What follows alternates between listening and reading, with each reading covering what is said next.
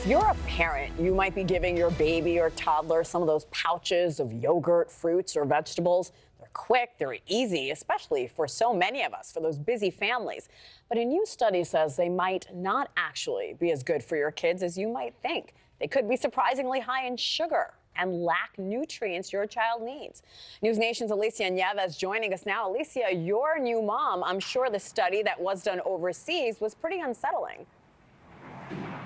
Yeah, I mean, this certainly hit home for me, and these are pouches that I, feed my 7-month-old child. Now, this was a study actually done in the UK on UK, products, but some of these products are sold here at grocery stores in the U.S. So let me break down the study so for those parents out there who are also a little bit concerned like I was. I mean, basically, the BBC tested fruit, yogurt, savory pouches from at least 6 brands: Ella's Kitchen, Heinz, Piccolo, Little Freddy, Aldi, and Lidl.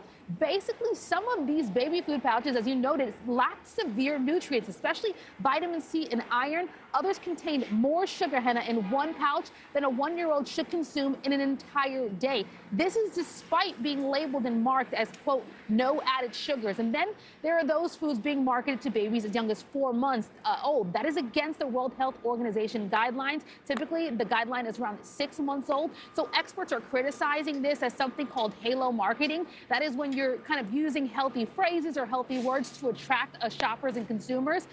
But I have to know, again, this is something that was based out of the UK, but similar studies have been done here, Henna. And in fact, one study actually shows that more than half of all the baby food on grocery shelves in stores like the one just behind me, they do not meet international standards. Very concerning for a parent like myself, and I'm sure many of our viewers. Well, and in Europe, they actually have stricter guidelines about clean ingredients. So what can parents do to safeguard the health of their little ones, Alicia?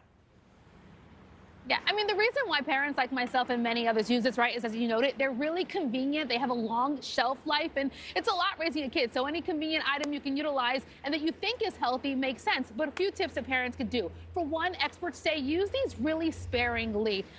Do not replace them for a homemade meal. In fact, Ella's Kitchen emphasized that to the BBC. That's one of the products that were tested here. They say the product is meant to be a complement to the child's diet, not a full replacement. Another tip, and I am guilty of this, won't be doing this anymore, do not feed the baby from the actual plastic spout of the pouch.